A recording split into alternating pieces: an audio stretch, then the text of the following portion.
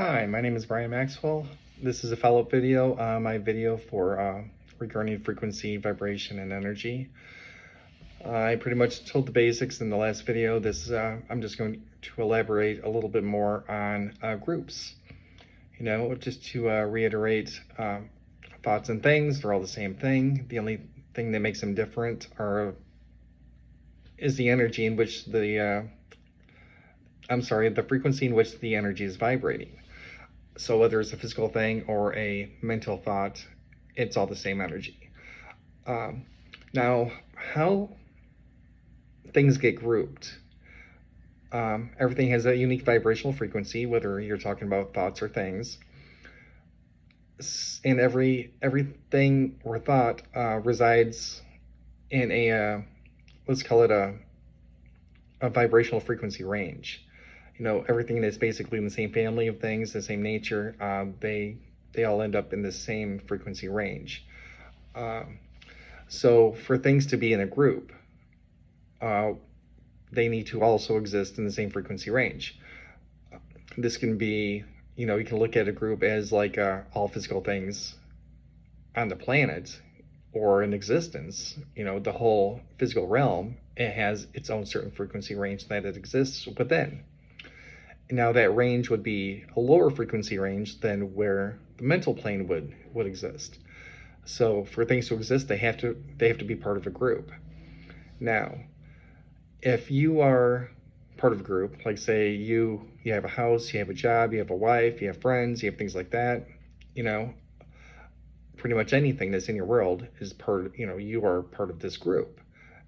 And everything in that group also exists within a certain frequency range. Now, if you experience something like a spiritual awakening or a lot of self-growth, you're going to put yourself in a spot to where you start off with a frequency range. You have a frequency, a unique frequency that you start off at.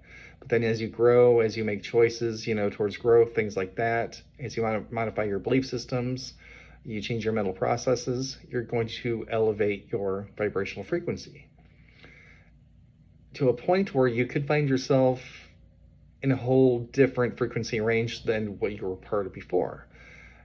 Now, if you grow and things in the group doesn't grow, you're going to find yourself in a different frequency range, and then the things that are part of that group that you're coming from, they are going to have to basically fall away from you because you're no longer compatible with them. You're in a different range. I see this happening a lot with relationships. Say there's a couple, one person within the relationship, they have a spiritual awakening. They start growing, they start learning, they start changing all these things about themselves. And they find all of a sudden they're in a different frequency range. And all of a sudden they're less compatible with their partner. Their partner is where they've always been, energy-wise, frequency-wise, but you're somewhere, you're in a different place. You have different interests where they might be still involved in, negative programming, horror movies. They might be involved in politics or celebrity news, where at that point, you are probably going to be more not interested in those things. You're kind of grown out of it. You don't see the purpose of these trivial manners of, you kind of consider these topics mundane. So you crave higher, more depth in your conversations. You want to talk about the world. You want to talk about growth. You want to talk about existence, reality, these sorts of things.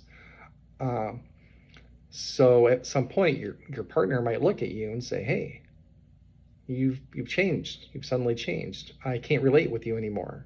We can't talk about the things that I want to talk about." And what happens is a person that's grown, they find themselves in a place to where there's a wedge that's been forced between them and their partner. And this wedge begins to grow. And you start seeing these incompatibilities. You start seeing that you're doing things, you're learning things, your partner doesn't want anything to do with what you're learning. They don't want to hear what you're talking about. You can explain it to them. They just have no interest. They shut it down. So it gets to a point where I mean, ultimately, anytime you try to open your mouth and express yourself, because you have a need at this point to express these ideas, um, your partner just doesn't want anything to do with it. So if you want to stay in that relationship, which you can, a lot of people do, but you end up having to compromise yourself. You make yourself smaller. You try to keep yourself in that previous frequency range.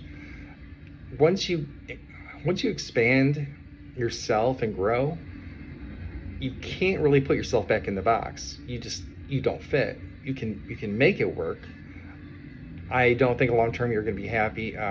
You're going to have to compromise parts of yourself to do this. You're going to have to not talk about these things to your partner. You're going to have to find a different support system of people that's maybe in a network that you can talk to that are like-minded. Because like I said, you're going to have the need to express yourself spiritually, authentically. You're going to want to share ideas and exchange ideas of things that you've learned with other people that are like-minded, like you are. So you can make it work. You just can't talk about these things to your partner if they're not awake, if they don't want anything to do with it. It's not your place to really force it on them. It's, just like it's your choice to pursue it, it's your choice not to want to pursue it. So it's nothing negative on your partner. Everybody has their own place, everybody has their own role, and everybody has their own place in growth. But when you go through a spiritual awakening, you end up modifying a lot of your beliefs, and then sooner or later, you find yourself incompatible with a lot of things, a lot of friends. All of a sudden, your job, you may not be complacent in your job anymore. You might be compelled to leave. You might want to find something that's more meaningful, more service to people oriented, things where you're going to make a difference. When you're inside a system like that, you're looking at, the people above that are, they're financially benefiting from the people below, and the people that are above you, they make managerial decisions that affect you, your work product, how people perceive you, your money, things like that, kind of like you have a thumb on you. So normally that's fine, but when you have a spiritual awakening, it's not really that fine anymore. You kind of want to get out of that. So pretty much that's it. I just want to talk about, like I said, grouping, how energy is grouped. Everything has to be in a group if it's going to exist together. As soon as something grows out of that range, it's not going to be compatible. The other things are going to have to fall away from it. I just gave you a few examples, but anything thought-wise, anything physical-wise, jobs, cars, possessions, houses, whatever. All these things can change.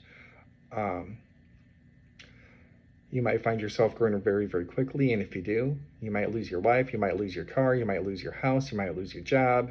You might find your whole life just kind of unraveling before your very eyes.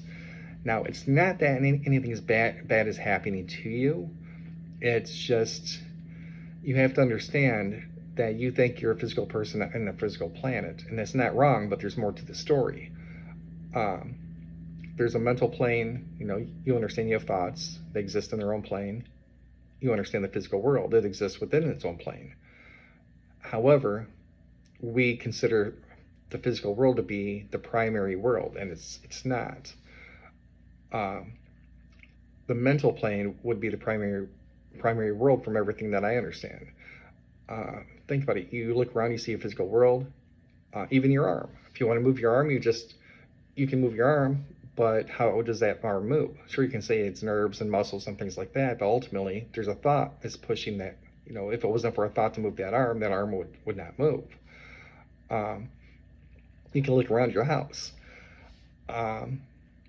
Because the mental plane is basically the cause, the physical plane is the effect. The physical plane is pretty much the reflection of the mental plane. So you can look around your house, you can see your pictures, you can see your furniture, you can see everything that's in there, and everything that's in there, it's also because of mental thought. It was either chosen to be there, or you chose to leave it there. One way or another, it again stems from the mental. Say you have a hole in your fence, something happens in a storm, you have part of your fence knocks down. You think it's a physical problem that requires a physical solution. So you get the nails, you get the wood, you get whatever, and you start, you get the hammer, and you start repairing this fence. But isn't thought also driving the hammer? Isn't thought also what drove you to get everything together? It was all an idea that you wanted to repair the fence to begin with. So again, everything stems from the mental. The physical is just a reflection of that. So when you make a whole lot of changes in your mental plane, then your physical life is going to sooner or later have to catch up to that reality, because your physical world is always going to be a reflection of what's going on up in here. So again, in a nutshell, that's pretty much how energy works as far as grouping within, a certain vibrational frequency. What happens when things fall away from it? When things do fall away, you never lose anything that you need. Everything has a cost. A new life is always going to come at the cost of the old life. The cost is pretty much you have to let the obsolete things, the things that are no longer compatible with you, you have to let them fall away.